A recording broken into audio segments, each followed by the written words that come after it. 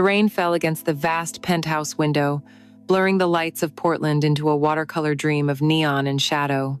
But inside, the only storm that mattered was the one contained within the four walls of the bedroom, a tempest of skin and sweat and whispered words that were half prayer, half curse. His voice was a raw, desperate thing, lost in the scent of her hair, her skin. "Isla. God. Isla. Please," he breathed, the name a confession on his lips. Her own response was a tremor against his ear, her fingers digging into the muscles of his back, a perfect, exquisite pain. "Leo, don't stop. Don't ever stop." It wasn't a request. It was a command from a soul that had been starving for something it couldn't name, and had found it, terrifyingly, in him. Their bodies moved in a frantic rhythm, a desperate attempt to erase a loneliness that had haunted them both for years, seeking solace in a place they both knew was profoundly, irrevocably wrong. But this inferno, this collision of two lost souls, had a beginning, not in the heat of a bedroom, but under the cold, fluorescent lights of a boardroom 3 months earlier. Leo was 29, an architect with a sharp mind and a future that seemed as meticulously planned as one of his blueprints. He had the beautiful wife Chloe, a woman whose love was as steady and warm as the morning Sunday. He had the charming house in the suburbs, the accolades from his firm, a life that was, by all accounts, perfect. Yet, deep within him, there was a hollow space, a quiet ache shaped like the silhouette of a mother who had walked out of his life when he was just 5 years old, leaving behind nothing but a faded photograph and a question that had festered for over 2 decades. And then, Isla walked into that boardroom. She was the client, the wealthy, enigmatic patron of a new art gallery project that would define his career. She moved with a quiet confidence, dressed in a way that spoke of old money and a life lived across continents. But it wasn't her power or her beauty that struck him. It was her eyes. They held a profound, familiar sadness, a sorrow that seemed to recognize the hollow space inside of him. And in that first, silent meeting across a polished mahogany table, something shifted, a tectonic plate deep beneath the surface of his carefully constructed world, beginning a tremor that would eventually bring everything crashing down. The conference room was a cage of glass and steel, suspended 30 floors above the city of Portland. Below, the life of the metropolis moved with a silent, indifferent rhythm. Inside, the air was thick with the scent of ambition and freshly brewed coffee. Leo stood before a large screen, the glow of his architectural renderings illuminating the focused expression on his face. He felt the familiar, controlled adrenaline of a high-stakes presentation. This project, the new gallery for Isla Vance, was more than just a building. It was a legacy project, the kind that could catapult a young architect from promising to renowned. His boss, Marcus, sat at the head of the long, polished table, his face a mask of anxious optimism. The rest of the team was a blur in Leo's periphery. His entire universe, at that moment, was the presentation, the numbers, the lines, and the empty chair at the opposite end of the table, waiting for the woman who held his future in her hands. When she arrived, it wasn't with a grand entrance. The door opened quietly, and she simply was there, a sudden, magnetic presence that shifted the room's center of gravity. Isla Vance. The name had been a whisper of awe and mystery around the office for weeks. She was a recluse in the world of high finance and art, a ghost who moved capital and shaped cultural landscapes from the shadows. Leo had expected someone harsh, severe perhaps, but the woman who walked toward the table was a study in quiet elegance. She wore a dress of emerald green silk that moved around her like liquid, its color reminding him of a deep, ancient forest after a storm. Her dark brown hair was swept up in a loose but deliberate style, and the only jewelry she wore was a pair of simple pearl earrings. She was older than him. He could see that in the faint lines around her eyes, but she possessed a beauty that was timeless, sharpened rather than softened by age. She nodded once to Marcus, her eyes briefly scanning the room before they settled on Leo, and in that moment, the entire, meticulously rehearsed presentation nearly vanished from his mind. "Mr. Sterling," she said, her voice lower than he'd imagined, smooth and melodic. "Please begin." Leo cleared his throat, forcing himself to look at the screen, to anchor himself to the familiar world of angles and materials. He began to speak, his voice gaining confidence as he walked them through the concept. He spoke of light, of how the building would be designed to capture the unique, often melancholic Oregon sunlight, channeling it through the spaces in a way that would make the art breathe. He spoke of flow, of creating a journey for the visitor, a narrative told in concrete, glass, and wood. He was good at this. He knew he was. But with every sentence, he was intensely aware of her. He felt her gaze on him, not as a client judging a product, but as something more personal, more probing. He found his own eyes drifting back to her again and again. He watched her lips, painted a subtle shade of plum as she listened, occasionally pursing them in thought.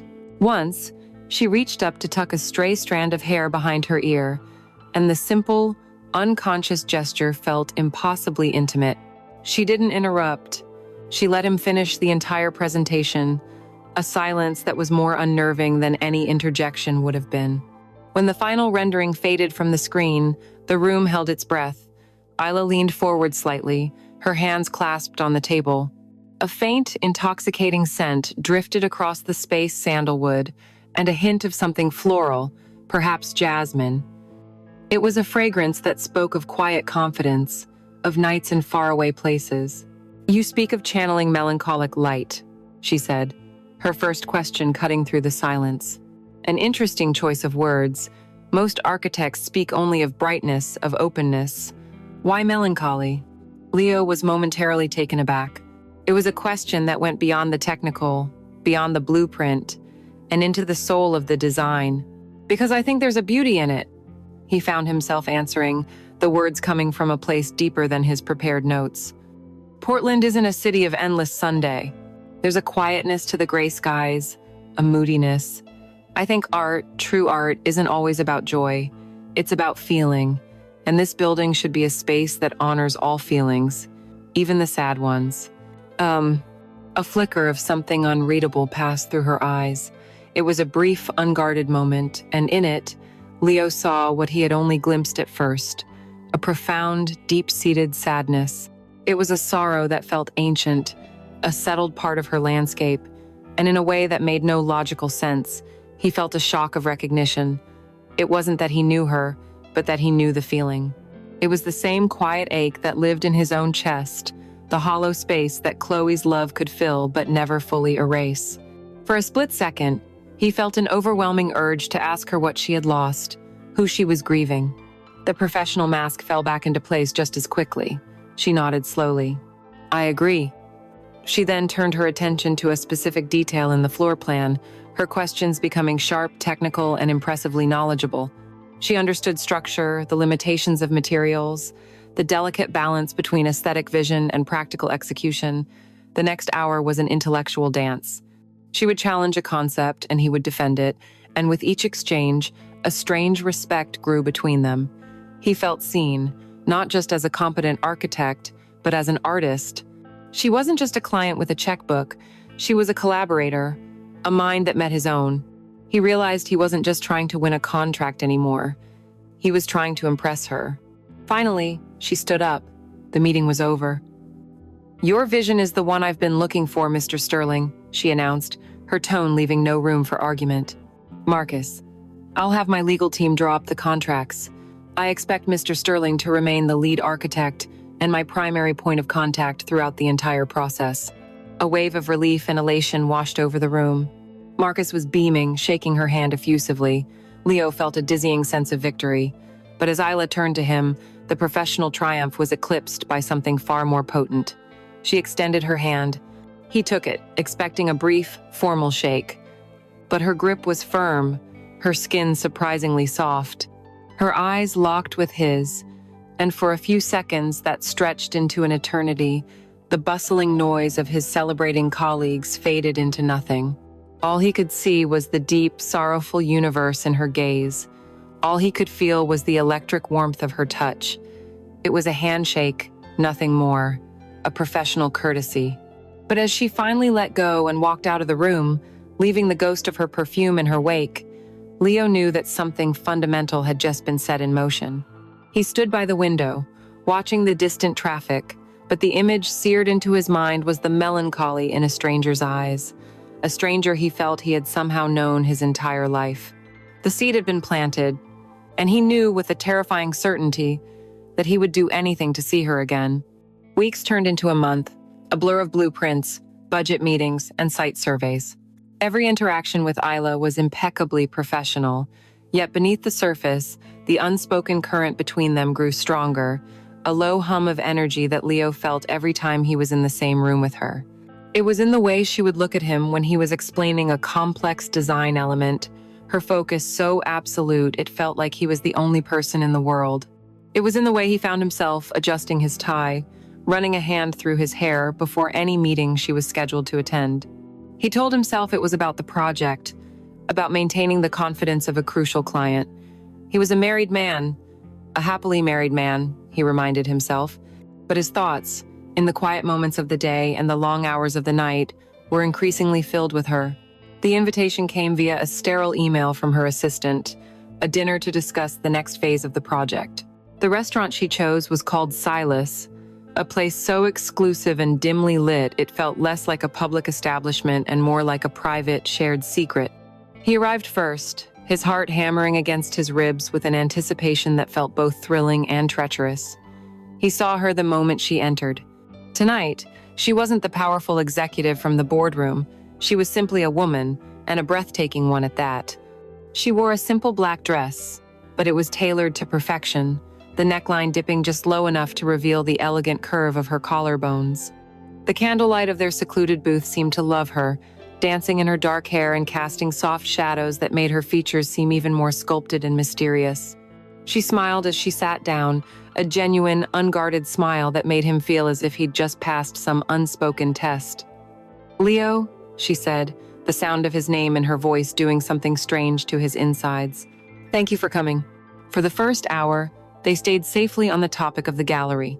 They debated the merits of polished concrete versus terrazzo flooring, the specific type of wood for the accents, the nuances of the lighting design. The conversation was easy, fluid, the way it always was between them when they spoke about the work. They were in sync, two minds approaching a single vision from different paths, but always arriving at the same destination. The wine helped, a deep, complex Pinot Noir that warmed him from the inside out, loosening the tightly coiled knot of propriety he had been holding onto. It was Isla who finally steered the conversation into uncharted waters. She was swirling the wine in her glass, her gaze fixed on the crimson liquid. "You know," she began, her voice soft, "in all of our talks about the gallery, about its soul, you've never really told me about yours. What brings a man so young to be so intimately acquainted with melancholy?" The question hung in the air between them, personal and direct. The pretense of a business dinner evaporated, leaving behind something far more real and dangerous. "Please call me Leo," he said, buying a moment to think. She nodded. "Only if you'll call me Isla." He felt the shift, the drawing of a new boundary much closer than the last. He took a sip of wine. "I don't know," he said, the honesty surprising even himself. "Maybe it's just a part of me. I've always felt a bit unmoored, as if I'm missing a foundational piece that everyone else seems to have. It's not a constant sadness, not at all. It's more like a quiet hum in the background of my life, a feeling of searching for something you can't name." He stopped, worried he had said too much, that he sounded self-pitying. But Isla didn't judge. She just watched him, her eyes filled with a startling empathy. "I know that feeling," she said quietly, "to be unmoored." She looked away for a moment, toward the flickering candle. "I think some people are born into the lives they are meant to live. Others have to burn down their first life to find their real one." The words were cryptic, filled with a history he couldn't begin to guess at. "My 20s, she continued, her voice taking on a distant quality, as if she were speaking of a novel she'd once read. That life felt like it belonged to someone else. I was living in a beautiful cage, playing a part I had been cast in without an audition. To get out, to become me, I had to stage a rather dramatic escape. I had to let a whole part of myself die, I suppose, in order to be reborn." "No," he was captivated. Her words painted a picture of pain and resilience, of a strength he found himself deeply admiring.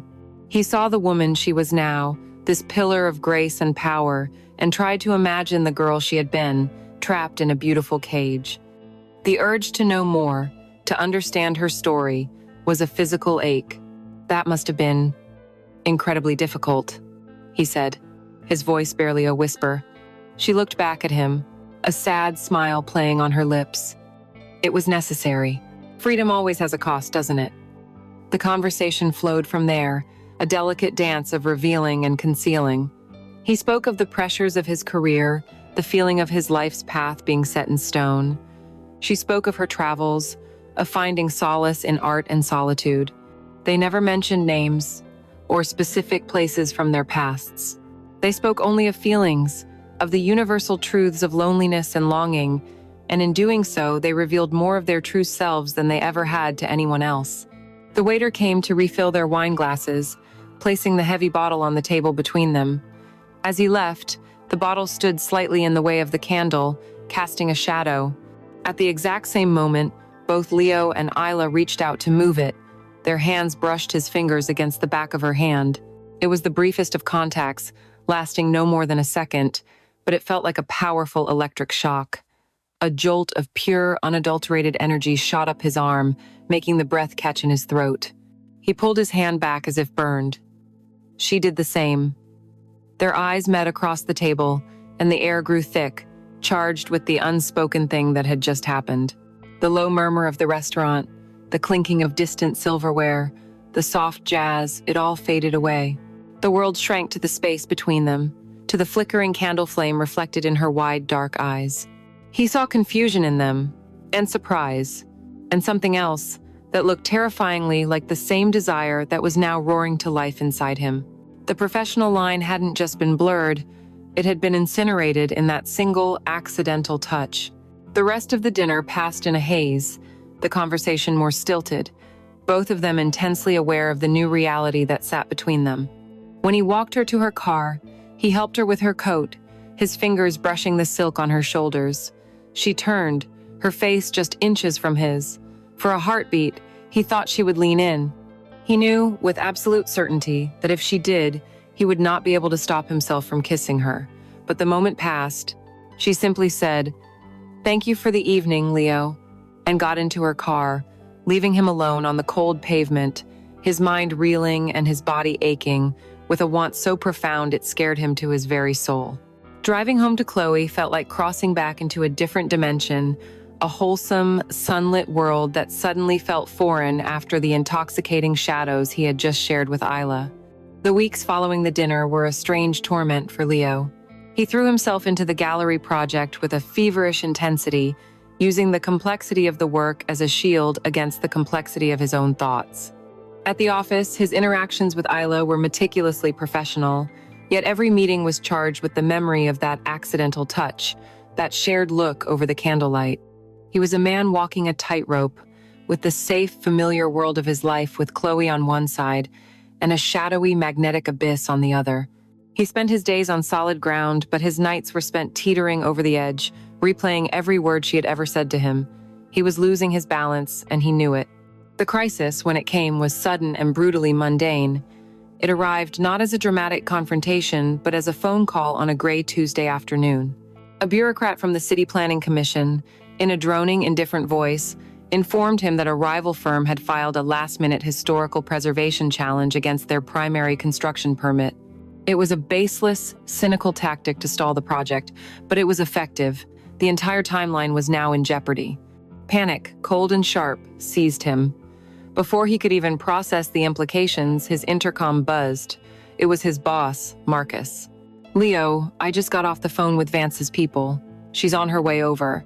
This is a 5-alarm fire. You need to put it out." The request was simple, the subtext clear: do not fail.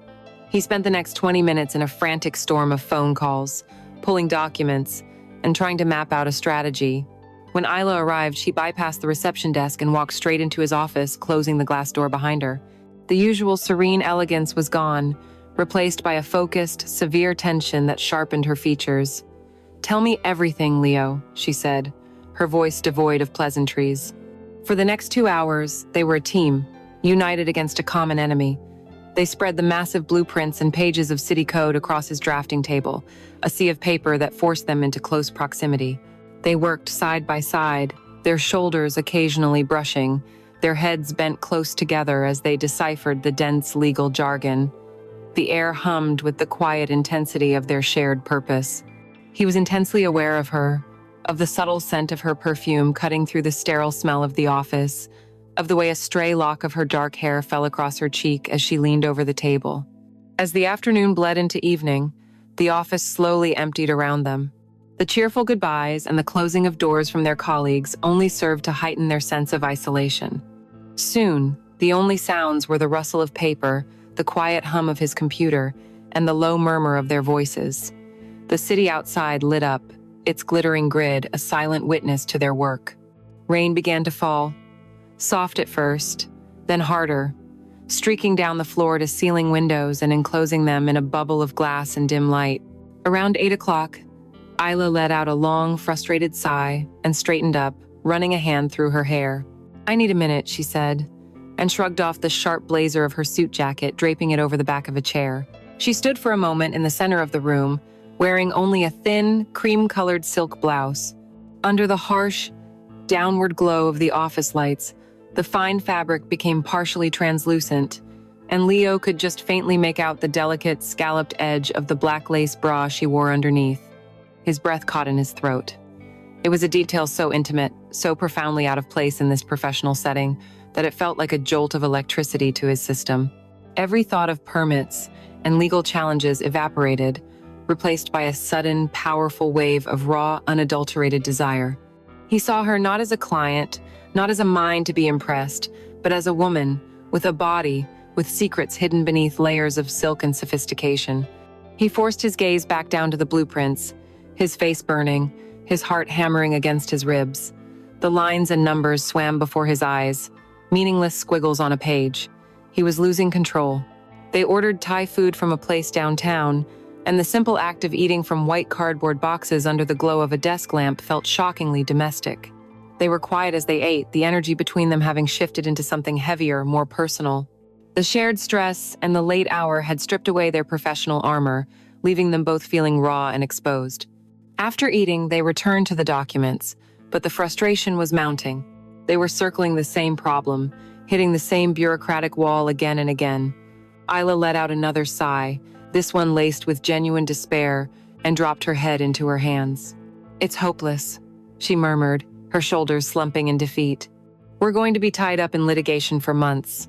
Seeing her so vulnerable, so completely stripped of her usual impenetrable confidence, triggered a protective instinct in him that was overwhelming. Before he could think, before he could weigh the consequences, he moved. He stepped behind her and placed a hand on her shoulder.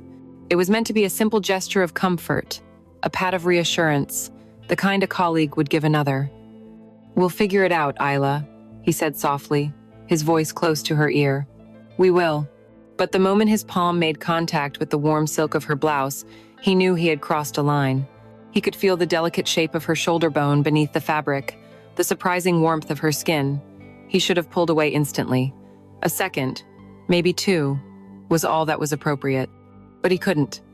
His hand remained, his thumb instinctively making a small, soothing circle. It was a gesture of impossible intimacy, a claim he had no right to make. Under his touch, she went completely still. She didn't pull away, didn't flinch. For a long moment, she didn't even seem to breathe. Then, he felt it a subtle, almost imperceptible shift as she leaned into his touch, a silent surrender. He moved his other hand to her other shoulder, his grip still gentle, and slowly, she lifted her head, tilting it back to look up at him. Their eyes met. The office, the city, the rain, the entire world outside their small circle of contact ceased to exist. There was only the stunned, questioning look in her eyes and the thunderous, desperate beating of his own heart. The air was thick with everything they hadn't said, with the desire that had been simmering for weeks and had now, with one reckless touch, boiled over. He felt himself leaning down, drawn by an invisible force, his mind screaming at him to stop. This was madness. This was ruin. But his body no longer seemed to be his own. It was hers. He pulled his hands away from her shoulders as if they'd been burned, the phantom sensation of silk and warmth still tingling on his palms. The silence in the office was a living thing now, thick and humming with the energy of their near confession. It was Isla who broke the spell, her voice a little shaky, a little hoarse, as she pointed to a footnote in the city's municipal code. "There," she said, her finger tracing the line of text. "It's a grandfather clause. I think we can argue for an exemption." The work became their refuge, a fragile shield against the intimacy that had almost consumed them. For another hour, they dove back into the paperwork, their focus sharp and desperate, both of them grateful for the familiar structure of a problem that had a solution. And they found one, a narrow, precarious path forward that would allow the project to continue while the challenge was being addressed. The sense of victory, when it came, was immense, but it was hollow, overshadowed by the much larger, more dangerous thing that had been unleashed between them. They packed their bags in a state of shared, unspoken awkwardness. Every simple action felt loaded with meaning, the way he held the door for her, the way she avoided his eyes as she gathered her things. The elevator ride down the 30 floors was the longest descent of his life. The small, enclosed space was suffocating, amplifying his awareness of her presence, of her perfume, of the warmth radiating from her body just a foot away from his. He stared at the changing numbers above the door, praying for the ride to end. When the doors finally slid open to the vast, marble lobby, it felt like coming up for air. The security guard at the front desk gave them a weary nod as they walked past, two more late-night warriors heading home from the corporate battlefield. But Leo didn't feel like a warrior. He felt like a traitor. They stepped out from under the building's grand awning into the cool, clean air of the city after a rain. The downpour had softened to a fine, silvery drizzle that misted their faces and made the empty streets glisten like black mirrors. The world was quiet, asleep. It felt like they were the only two people left awake, standing on the edge of a new, uncertain reality. This was the moment of departure, the natural end. He needed to turn right to get to the parking garage. Her driver was likely waiting just down the block. All that was required was a simple, professional goodbye. "Well," he started, his voice sounding unnatural to his own ears. "I'll have my assistant coordinate with yours in the morning. We'll get the exemption paperwork filed by noon." She nodded, still not quite meeting his gaze. "Thank you, Leo, for everything. I don't know what I would have done tonight without you." Her voice was soft, laced with a genuine gratitude that made the knot of guilt in his stomach tighten. "Good night, Isla," he said. "Good night, Leo." But neither of them moved. They just stood there, caught in a state of suspended animation, the drizzle settling on their hair and shoulders. The rational part of his brain, the part that loved his wife and valued his life, was screaming at him. Walk away. Go home. End this now, before it's too late. He saw Chloe's face in his mind, her trusting smile, and a wave of self-loathing washed over him. But then he looked at Isla, truly looked at her. She had finally lifted her head, and her eyes, under the soft golden glow of the streetlight, were wide and vulnerable. He saw the exhaustion there, the relief, and something else, the same terrifying magnetic pull he felt, reflected back at him. Her lips were slightly parted, still a faint shade of plum from the lipstick she'd applied hours ago. The rain had collected in her eyelashes, making them look like tiny, dark stars. And in that moment, his carefully constructed world, his marriage, his sense of right and wrong, all of it became distant and theoretical. The only thing that was real was the 3 feet of rain-slicked pavement that separated them. He didn't know which foot he moved first. He was only aware of the decision, a silent, cataclysmic choice made in the deepest part of his soul. He closed the distance between them in a single, deliberate step. He saw the surprise flare in her eyes, a sharp intake of breath that made her chest rise. He lifted his hand, his initial thought a vague, formless need to simply touch her, to confirm she was real. His fingers brushed against the cold, damp skin of her cheek. She didn't pull away. She closed her eyes. And that was all it took. He lowered his head and pressed his lips to hers. The beginning of the kiss was hesitant, a question asked in the dark. It was the taste of rainwater and the faint, lingering bitterness of the coffee they had shared. It was the impossible softness of her mouth.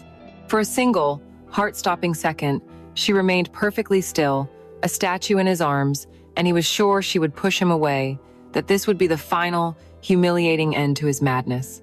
But then, A soft, shuddering sigh escaped her lips, and the statue melted.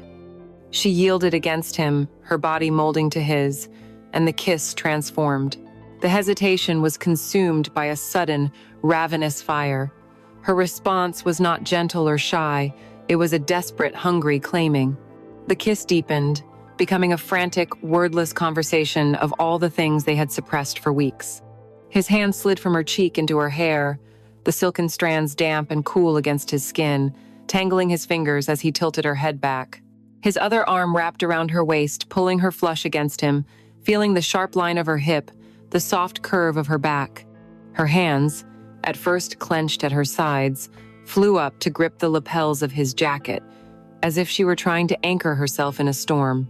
Then they moved higher, her palms pressing against his face, her fingers tracing his jawline, holding him to her. He could feel her trembling, or maybe that was him. He wasn't sure where his body ended and hers began.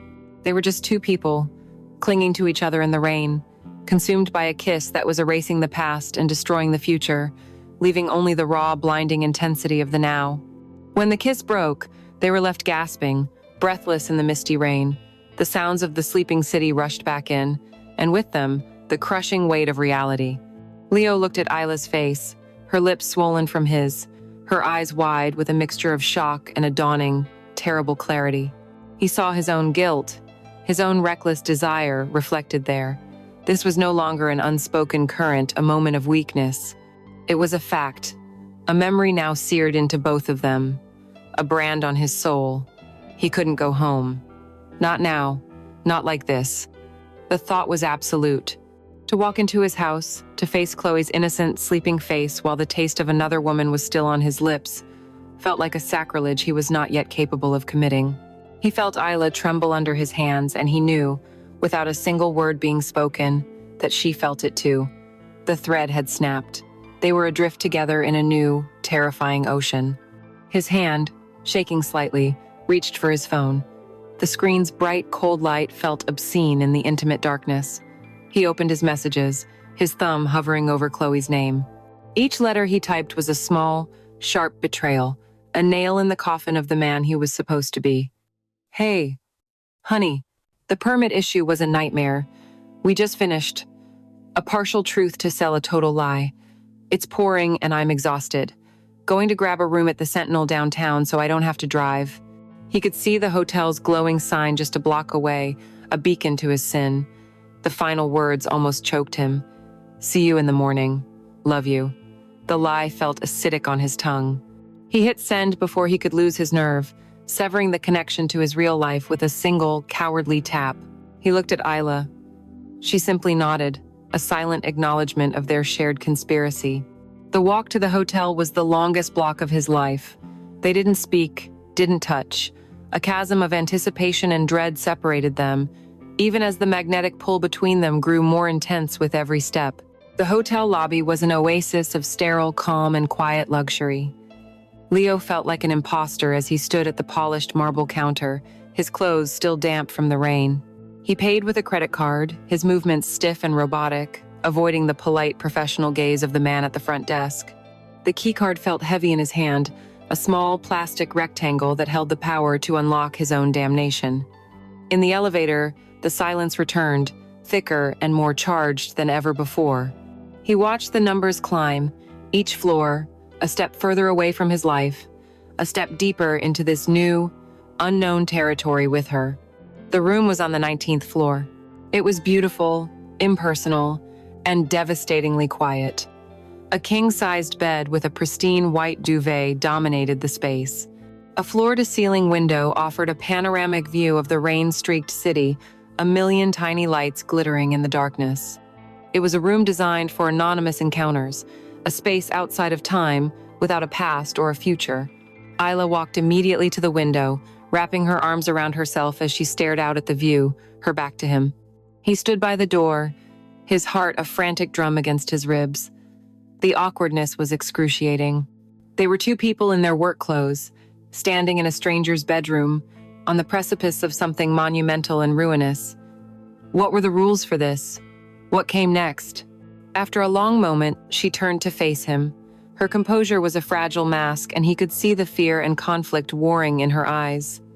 "Leo," she whispered, her voice barely audible. "We can't. This is wrong." The words were a protest, the last stand of her conscience. "This will ruin everything.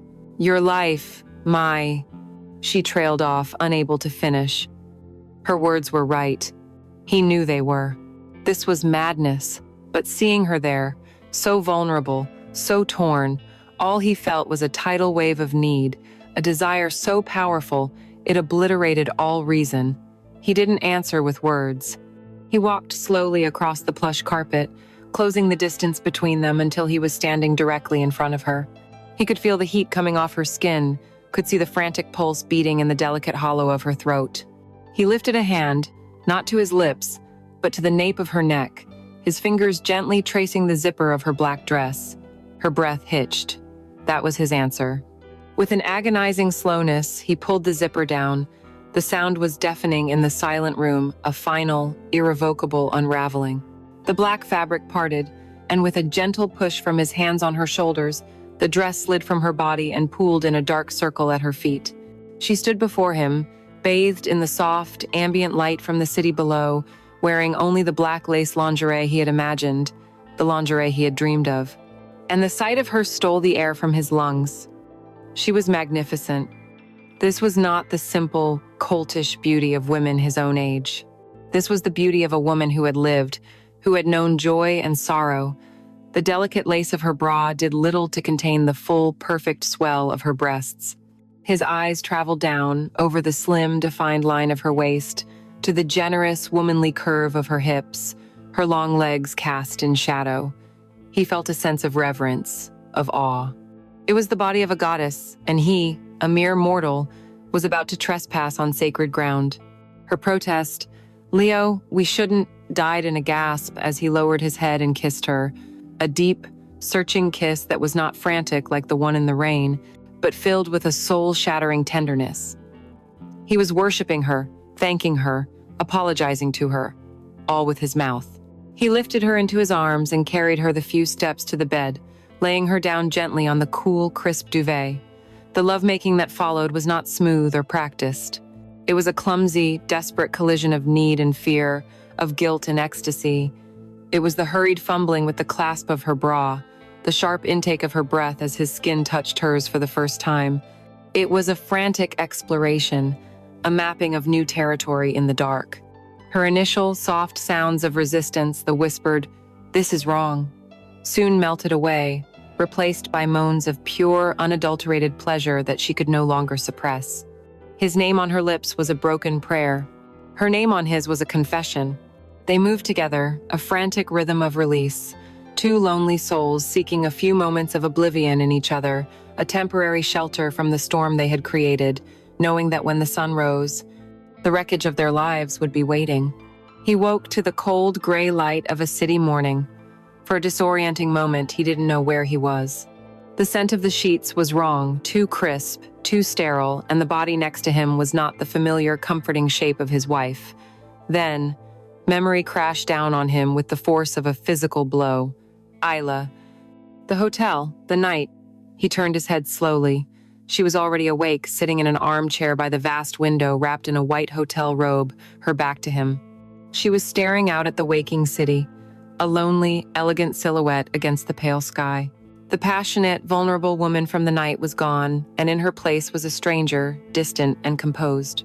The room, which had felt like a secret, intimate world just hours before, now felt like a crime scene, impersonal, silent, and filled with the evidence of their transgression in the form of their clothes, discarded in heaps on the floor. He sat up, the sheet pooling around his waist. The movement made a sound in the quiet room, and she turned her head. Her face was a beautiful, unreadable mask. There was no trace of the passion from the night before, only a deep, settled weariness in her eyes. The silence stretched, thick and suffocating. "What were you supposed to say the morning after you detonated your life? There was no script for this." "I should go," he finally managed to say, the words feeling clumsy and inadequate. She gave a single, almost imperceptible nod. "Yes," she said, her voice flat. "We both should." There were no promises, no plans, no discussion of what this meant or what would happen next. They both understood, without having to say it, that what had happened in this room was a thing outside of time, a wild, beautiful, and terrible secret that could not survive the light of day. Dressing felt like putting on a costume, the clothes of a man named Leo Sterling, a man he no longer recognized. He watched as Isla, too, dressed with a quiet, practiced efficiency, transforming back into the powerful, inscrutable woman from the boardroom. They didn't kiss goodbye. They didn't even touch. They rode the elevator down in the same consuming silence as the night before and parted ways in the sterile lobby with a nod that felt more like an acknowledgement between co-conspirators than lovers. The drive home was a journey through a nightmare. The city was coming to life, the streets filling with the morning commute, people in their cars, sipping coffee, listening to the radio, heading to their normal lives, their normal jobs. They all seemed like actors in a play, and he was a ghost watching from the wings, completely disconnected from their reality. He drove on autopilot, his mind a chaotic whirlwind of shame and ecstasy. He hated himself. He loathed the weakness, the deceit, the casual, catastrophic betrayal of the one person on earth who loved him unconditionally. The image of Chloe's smiling face was a torment, a constant silent accusation in his mind. But then he would shift in his seat and catch a faint, lingering trace of Isla's perfume on his shirt collar. The scent sandalwood and jasmine was a key, unlocking a flood of memories. Her taste, the surprising strength in her hands, the sound of her gasping his name. The memory was not just a memory, it was a physical presence, an intoxicating venom that spread through his veins, silencing the guilt with a powerful, addictive hum of desire. He hated what he had done, but God help him, he had never felt more alive. Pulling into his own driveway was the hardest part. The house, his beautiful home that he and Chloe had so carefully built together, looked alien, like a picture from a magazine. It was a perfect facade, and he was about to walk inside and contaminate it with his filth. He sat in the car for a long time, the engine off, just staring at the front door. He practiced his expression in the rearview mirror, trying to arrange his features into a mask of simple exhaustion, trying to wipe the memory of Isla's skin from his face. He felt like a soldier returning from a secret war, covered in a kind of grime that no one else could see but that he could feel on every inch of his body. Finally, he took a deep breath and got out of the car. The moment he opened the front door, he was assaulted by the scent of home. Coffee, bacon frying, the faint, sweet smell of the flowers Chloe kept on the entryway table. It was the scent of his life, his real life, and it was so pure, so wholesome, that it made him feel physically ill. "Leo? Honey, is that you?" Chloe's voice, bright and cheerful, drifted from the kitchen. She appeared in the doorway a moment later, wiping her hands on a dish towel. She was wearing his old, oversized college sweatshirt and yoga pants, her hair pulled back in a messy bun. She was the most beautiful thing he had ever seen, and the sight of her was like a knife in his gut. Her face lit up with a warm, loving smile. "Oh, you look dead on your feet," she said, her voice filled with concern. "That permit thing must have been a nightmare. Come on, I saved you some breakfast." She came to him and stood on her toes to kiss his cheek. He flinched, an involuntary, infinitesimal tightening of his muscles that he prayed she didn't notice.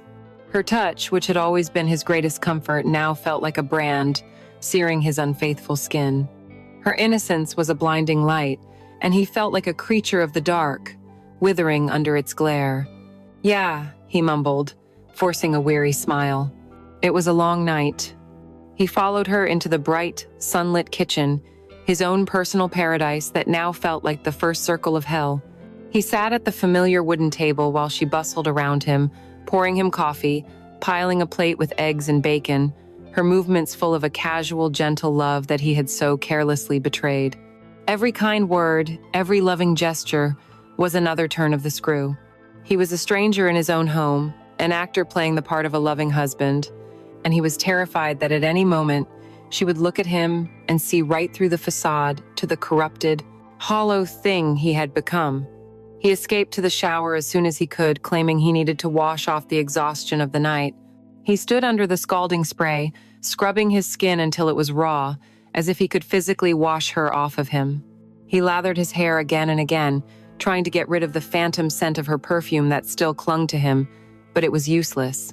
He couldn't wash away the memory of her touch. He couldn't wash away the feel of her lips on his, or the sound of their mingled breathing in the dark silence of that hotel room.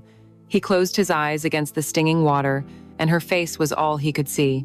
The passion, the sadness, the shared, unspoken loneliness that had drawn them together. He leaned his forehead against the cold, wet tile, the water sluicing over his back, and let out a shuddering breath that was half a sob. He had made it home, but he was more lost than he had ever been in his life.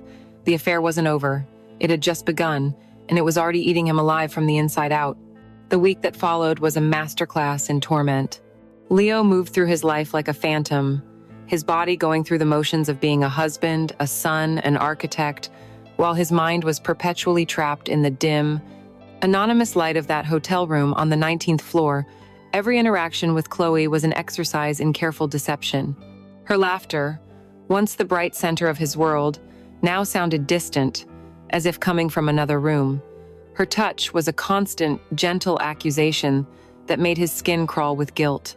He would lie next to her in their bed, the bed where they had built their life, and stare into the darkness, his body aching with a phantom desire, the memory of Isla's skin, her scent, the sound of her voice, branded onto his soul. He and Isla exchanged only a few, curtly professional emails regarding the permit exemption, the sterile black and white text, a laughable facade for the inferno that burned between them. Each email, each subject line about zoning variances or material schedules was a secret-coded message. I am thinking of you. I cannot stop thinking of you.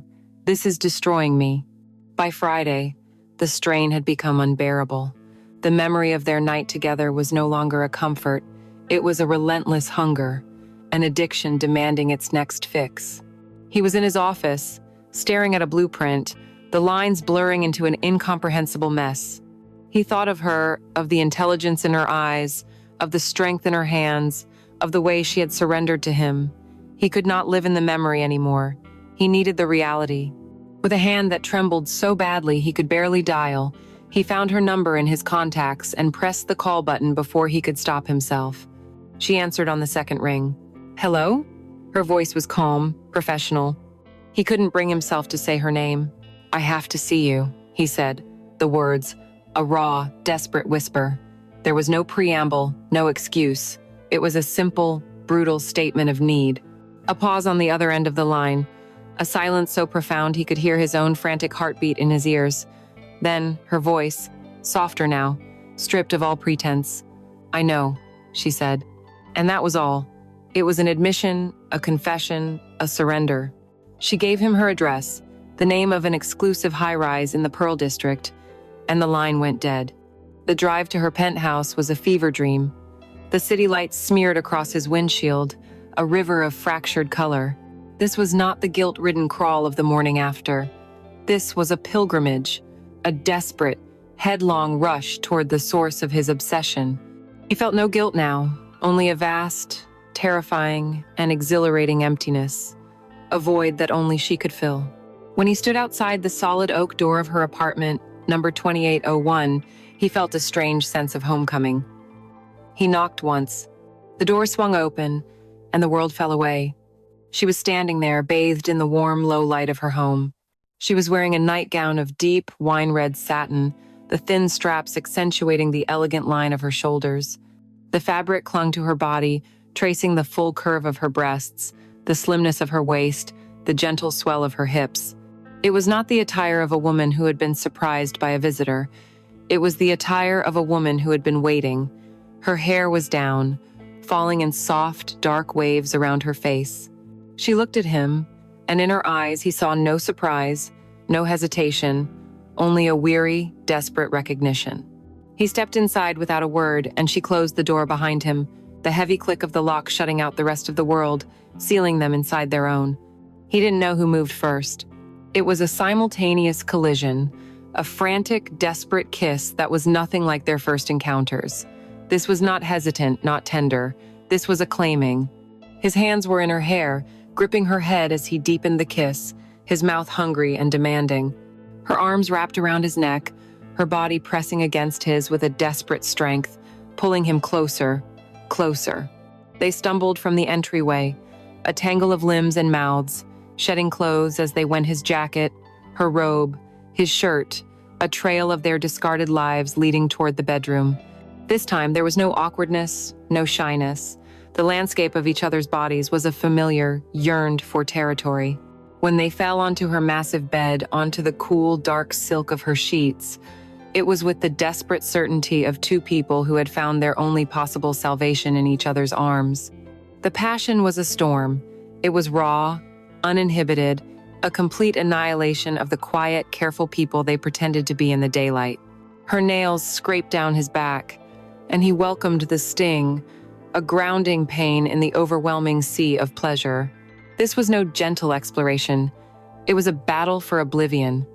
As he moved within her, he found himself needing more than just her body. He needed her surrender, her confession. "Tell me you want this, Isla," he growled, his voice hoarse with a desire that was almost rage. "Tell me you want me."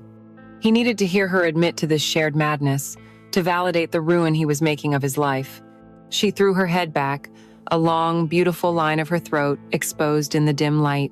A strangled cry escaped her lips, a sound of pure, unadulterated pleasure that was no longer suppressed. "Oh, Leo," she gasped, her hips rising to meet his every movement. "Yes, God, yes, right there, faster." Her words were the fuel to his fire, the permission he desperately craved. Their bodies moved in a frantic, powerful rhythm, the sounds of their passion filling the room, the slick sound of skin on skin, their ragged, mingled breaths, her unrestrained cries of ecstasy. It was a symphony of their shared destruction, beautiful and terrible all at once. The climax, when it came, was a cataclysm, a violent, shattering release that left them both utterly broken and utterly whole, clinging to each other in the wreckage, their bodies slick with sweat, their hearts pounding in unison. Afterward, they didn't pull away. They lay tangled in the dark silk sheets, their limbs intertwined, the silence of her penthouse settling around them. The city lights twinkled through the massive bedroom window, 1,000 indifferent stars. He could feel the slow, steady beat of her heart against his chest. The frantic passion had subsided, leaving in its wake a profound, aching sadness. He was in her home, in her bed. He had sought her out, deliberately, addictively. This was no longer a mistake, a one-time transgression. This was a choice. This was a new reality.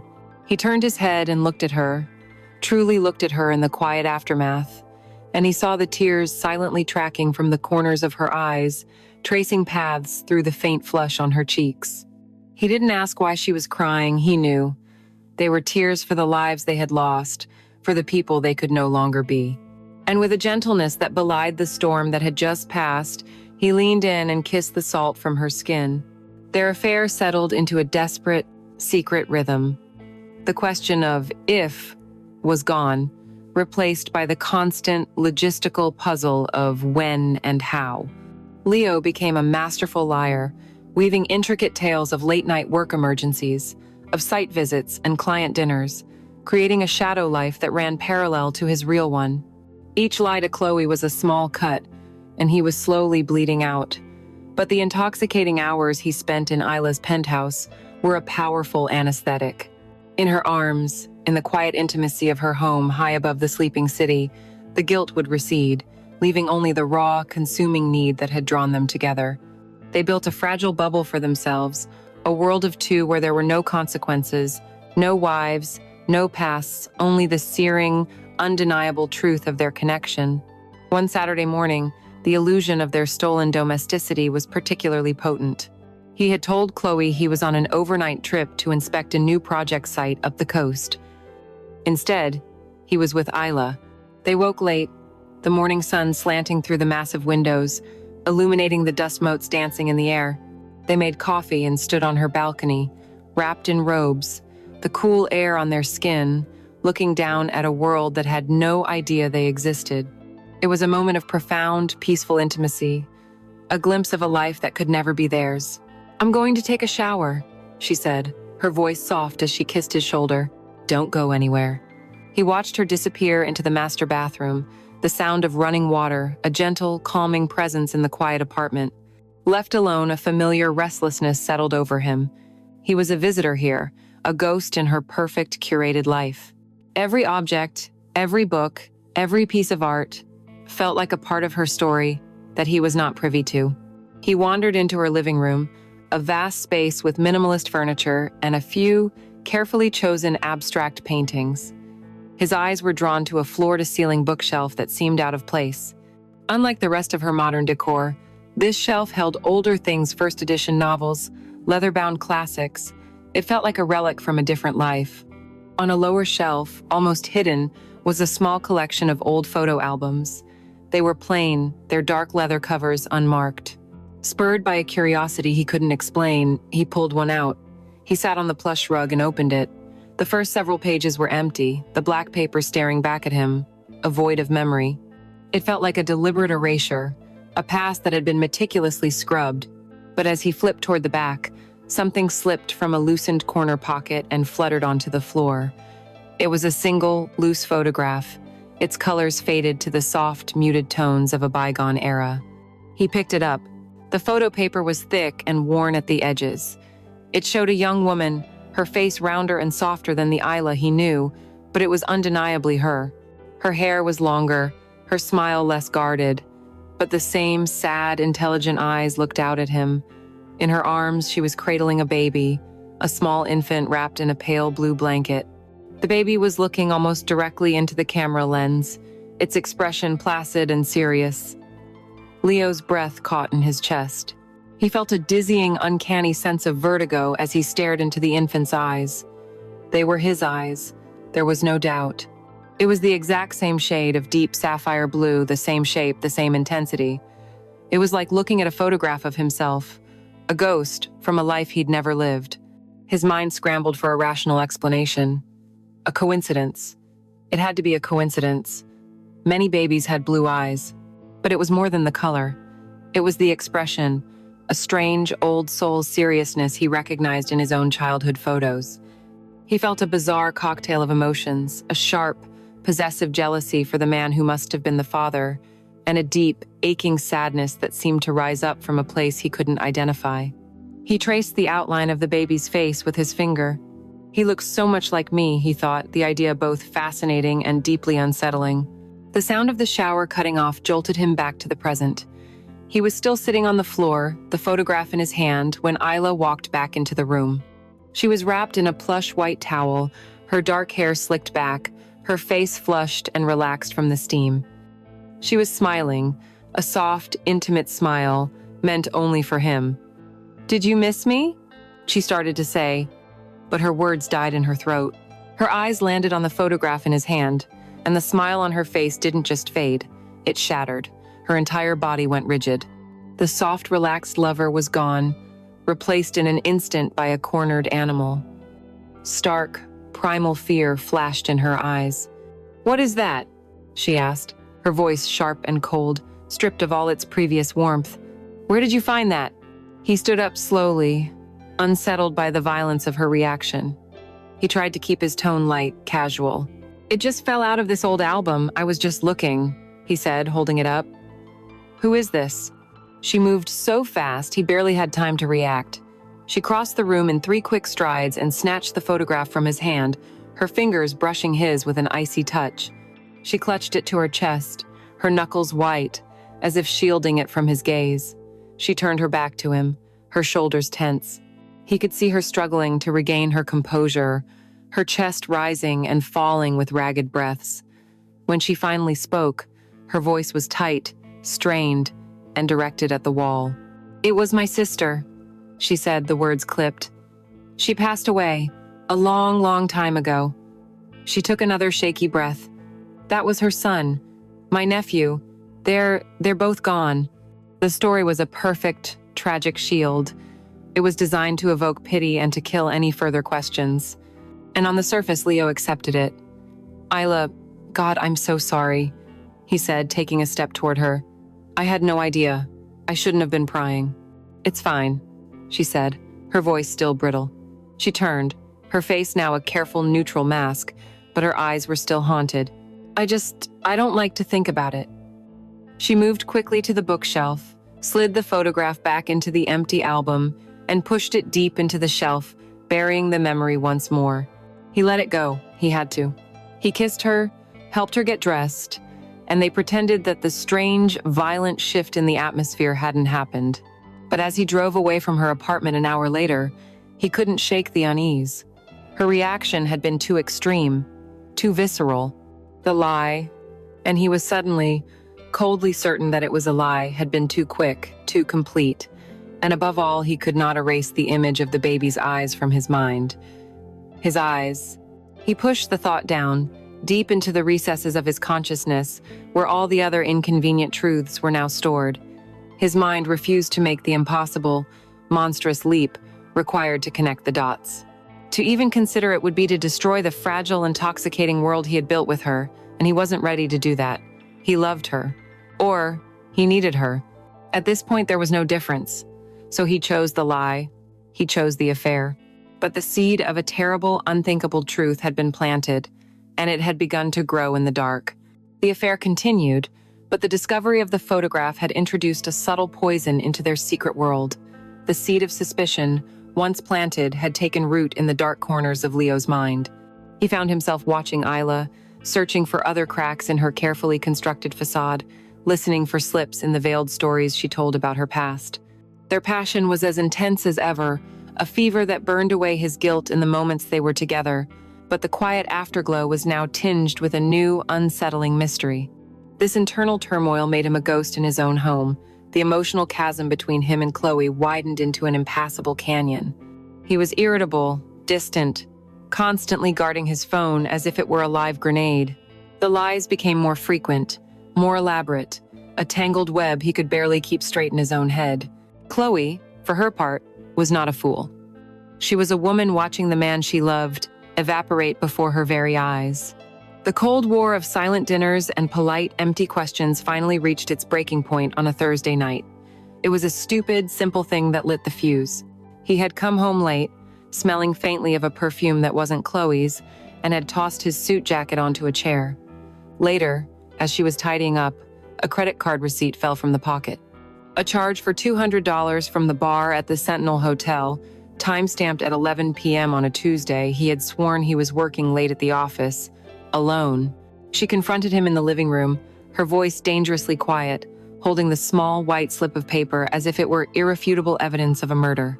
The Sentinel, Leo? I thought you were drafting blueprints on Tuesday. He froze, his mind scrambling for a plausible lie, but for the first time, the words wouldn't come. He saw the deep, weary pain in her eyes, and his own exhaustion suddenly felt immense. I met with a contractor, he stammered, the lie sounding weak even to him. A contractor? She said, her voice breaking with a bitter, humorless laugh. At 11 o'clock at night in a hotel bar? Leo, please, just stop. Stop lying to me. Her composure finally cracked, and the hurt and suspicion of the past months came pouring out. You're not here, even when you're sitting right next to me. You hide your phone, you come home at all hours, you look right through me when I talk to you. I don't know who you are anymore. She took a deep, shuddering breath, her eyes locking onto his. Just tell me the truth. Are you having an affair? The question, the one he had been dreading for months, hung in the air between them, ugly and undeniable. No, he said, the denial automatic, hollow. Chloe, of course not. I'm just... The stress from the gallery project is immense. Don't you dare blame this on your work, she cried, her voice rising with a grief that was terrifying to witness. This isn't stress. This is a secret, and it's killing us. He tried to argue, to deflect, to somehow make this her fault, but his heart wasn't in it. Every word she said was true. He saw the love and trust in her face curdling into a pained, disillusioned certainty. The fight drained out of her, replaced by a devastating, quiet resolve. I can't do this anymore, she whispered, more to herself than to him. I can't live like this. She walked out of the room and he didn't follow. He just stood there, paralyzed by the ruin he had created. A few minutes later, she came downstairs with a small overnight bag packed, her car keys in her hand. She didn't look at him as she walked to the door. I'm going to my parents, she said, her voice flat and empty.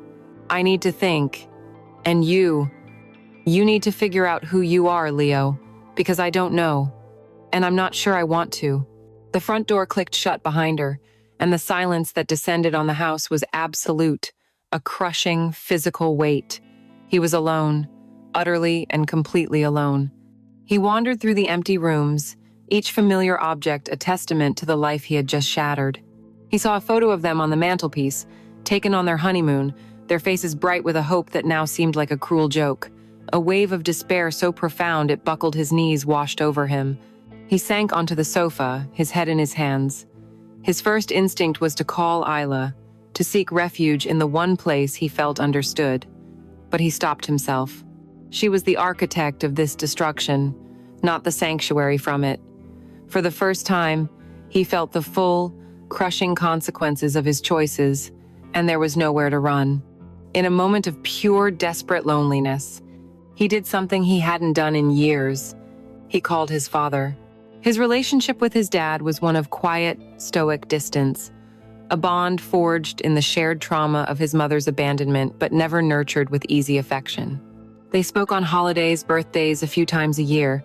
His father, a retired engineer, lived a quiet life in Michigan, a world away from Leo's. The phone rang 3 times before he picked up. Hello? Hey, Dad. It's Leo. There was a pause, a flicker of surprise in his father's voice. Leo, everything all right, son? It's late there. The dam inside him broke. No, Dad, he choked out, the words thick with unshed tears. Nothing's all right, Chloe. She's left me. She went to her parents. He didn't confess to the affair. He couldn't. The shame was too immense. He framed it as a collapse under pressure, a marriage crumbling for reasons he couldn't articulate. His father listened patiently, his silence a comforting, non-judgmental presence on the other end of the line.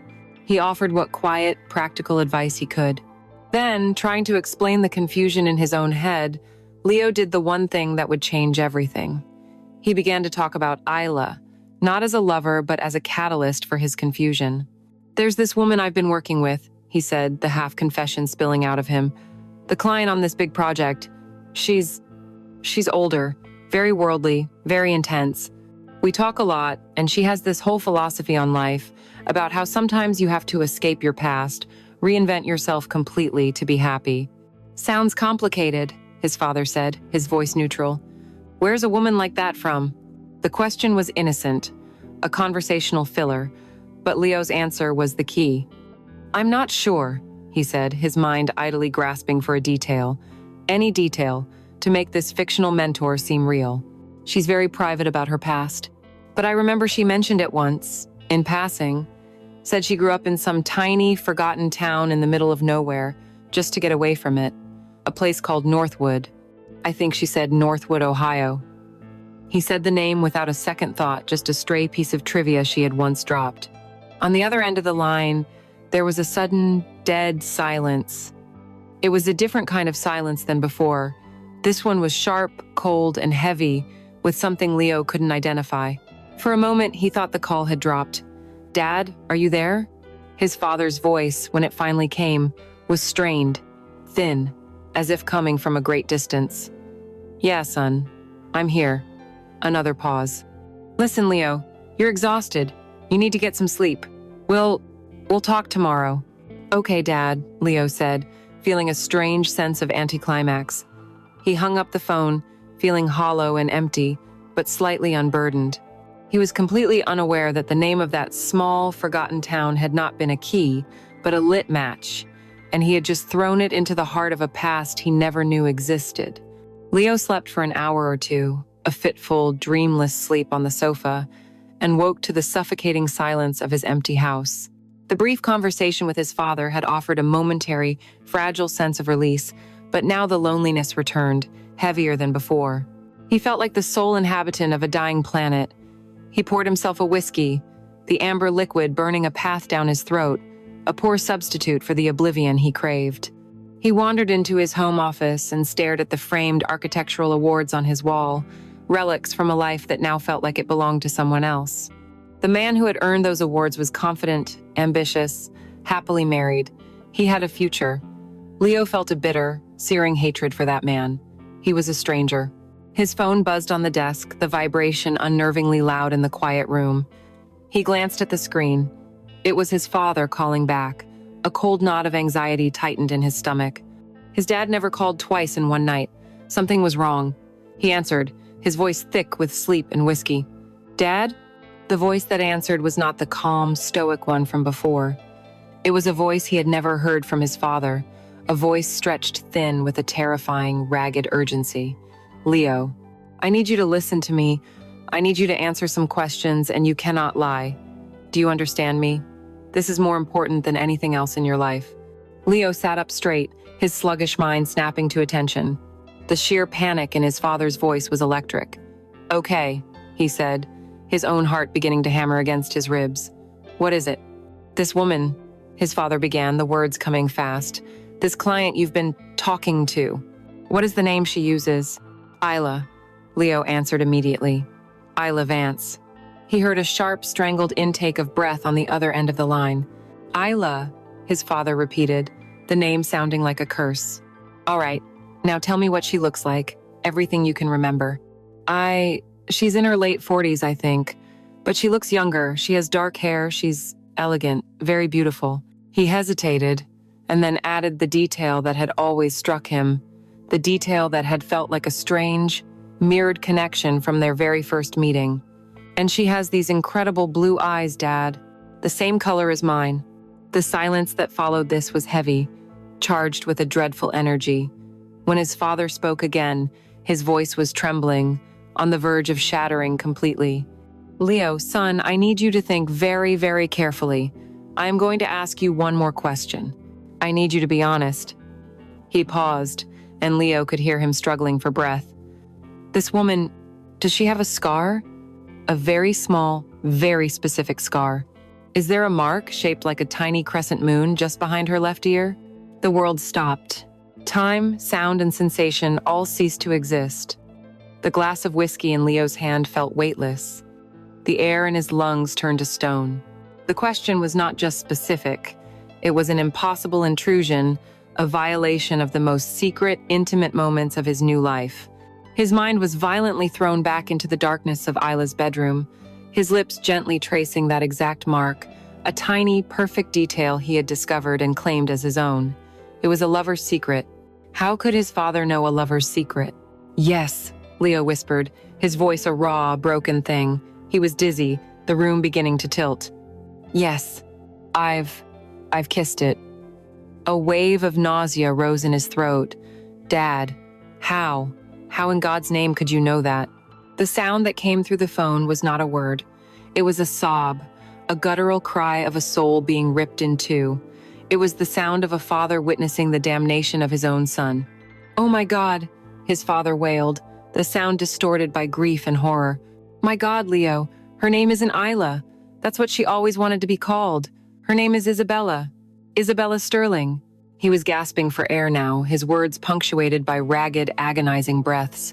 "Leo, listen to me. That woman you've been with, that is your mother."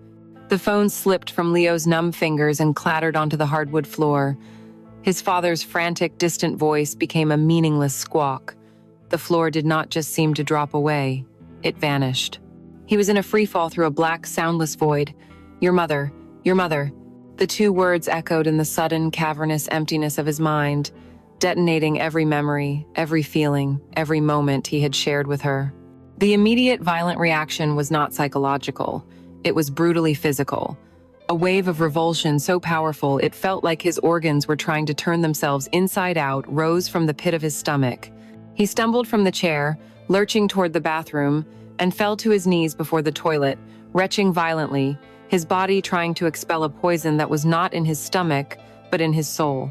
When the convulsions subsided, he was left shaking on the cold tile floor, slick with sweat. His mind, in a cruel act of self-preservation, began to play a slideshow of horrors. Isla's face, her eyes filled with that familiar sadness. My God, it was the sadness of leaving me. The baby in the photograph. My eyes. It was me. The uncanny feeling that he had known her his entire life. I did, in the way a child knows its mother. And then, the more terrible images came. his hands on her body, her cries of pleasure, his name on her lips, her name on his. Every moment of their intense, desperate passion, every touch that had felt like salvation, was instantly, hideously transformed into a grotesque act of incestuous sacrilege. The profound spiritual connection he had felt, the magnetic pull of a missing piece of his soul finding its counterpart, it was all true. But it wasn't the love of a man for a woman. It was the tragic, twisted, unfulfilled longing of an abandoned son for his mother, a longing that had festered in the dark for 2 decades and had finally manifested itself in the most monstrous way imaginable. He wasn't just an adulterer anymore. He was something else. A monster from a Greek tragedy. A creature so unnatural he no longer deserved to exist. He lay on the floor, the world fractured and broken around him, and he began to laugh, a dry, horrifying sound with no humor in it, the laughter of a man who has just looked into the abyss and seen his own reflection. He moved with the slow, deliberate calm of a man who had already died. The storm of violent nausea had passed, leaving behind a terrifying, profound emptiness. The world had been stripped of all color, all meaning. There was only the cold, hard, and monstrous truth. Isabella, your mother. He got up from the bathroom floor, his movements mechanical, like an automaton. He walked to his desk, his hands steady, and opened the bottom drawer. Tucked in the back was a small, worn leather wallet he hadn't used in years, the one that held the artifacts of his childhood. He took out the single dog-eared photograph he kept there. It was him, age 5, a few months before she had vanished. A small, serious boy with a crooked smile and wide, impossibly blue eyes, staring out at a world he still trusted. He slipped the small, square photograph into his pocket. It felt as heavy as a gravestone. The drive to her penthouse was a silent, surreal journey through a city of ghosts. The traffic lights, the street signs, the faces of strangers and other cars, they were all meaningless blurs, images from a life he was no longer a part of. He was not angry. Anger was a luxury, a hot, living emotion, and he was cold inside, hollowed out. He was simply an instrument of a final, terrible reckoning. When he arrived at her building, he didn't wait for the doorman. He walked past him, a wraith with a singular, unholy purpose. In the elevator, he watched the numbers climb, each floor a step further down into the depths of hell. He didn't knock on her door. He pounded on it, his fist striking the solid oak with a frantic, desperate rhythm that was the only outward sign of the chaos raging within him. After a moment, the door opened. She was there. She was smiling, a soft, intimate smile that told him she thought this was another one of their desperate, late-night trysts. She was wearing a simple silk robe, her hair was loose, and she looked beautiful. The sight of her, so calm, so unsuspecting, so much the lover and not the mother, was a fresh wave of horror. "Leo," she began, her voice a warm, welcoming whisper. "What's wrong? You look like you've seen a ghost." He stepped past her into the entryway, turning to face her in the low light. His own face felt like a mask of stone. He reached into his pocket. "My name is not the only thing you have wrong," he said, his voice flat, dead. He looked directly into her eyes, those beautiful, familiar blue eyes that had been his damnation, and he said the name, the one that had been a ghost in his life for 24 years. Isabella. The name struck her with the force of a physical blow. The smile vanished from her face. Every trace of color drained from her cheeks. He saw the flicker of recognition, then a wave of pure animal panic. What did you just call me?" she stammered, her voice suddenly thin and fragile. He didn't answer her question. Instead, he slowly held up the small, worn photograph of the little boy with the crooked smile. He held it between them, in the space where their bodies had so often met. "I think you forgot something," he said, his voice breaking with the first tremor of the agony beneath his shock. "When you left." Her gaze dropped from his face to the photograph in his hand. Her eyes widened, her pupils dilating in the dim light. He watched her mind work, watched the terrible, impossible arithmetic clicking into place. She looked from the faded image of the 5-year-old boy, with his serious blue eyes, up to the face of the man standing before her, the man she had taken into her bed, the man with the exact same eyes. It was a moment of pure, silent, psychological annihilation.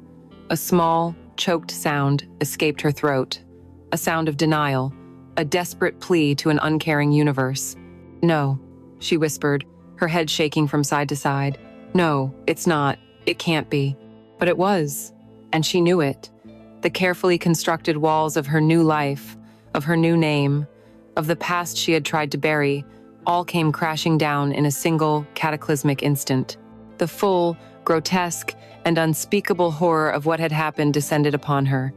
She looked at him, her lover, her son, and her face crumpled. The sound that tore from her throat was not human. It was a primal scream of a soul being rent from its body, a sound of grief and self-loathing and madness all intertwined. She collapsed to the floor, curling into a ball on the cold marble, her body convulsing with sobs that were so violent they seemed to be breaking her apart from the inside out. Leo looked down at the wrecked, weeping woman on the floor. His mother, his lover. He felt nothing. The space inside him where love, desire, and rage had once lived was now just a vast, cold, empty crater. There was nothing left to say. There were no words in any language that could ever contain the magnitude of their tragedy. He turned, and without a backward glance, he walked out of the open door, leaving her screaming in the ruins of their shared damnation. He didn't go back to his empty house. He didn't think of Chloe, or his job, or his life. That life was over, a story that had happened to someone else. He got into his car, started the engine, and just drove. He drove out of the city, onto the dark, empty ribbon of the highway, with no destination in mind. He was a fugitive, not from the law, but from his own memories.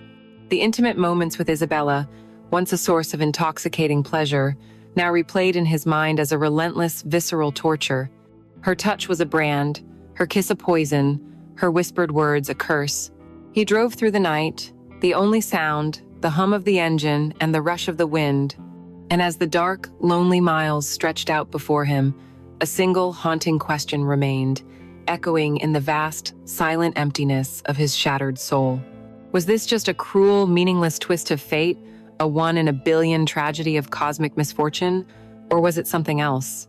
Was it the inevitable, terrible endgame of a wound left to fester in the dark, the inescapable gravity of a child's abandonment, a black hole of longing so powerful that, after 24 years, it had finally, monstrously, pulled them back together only to consume them both?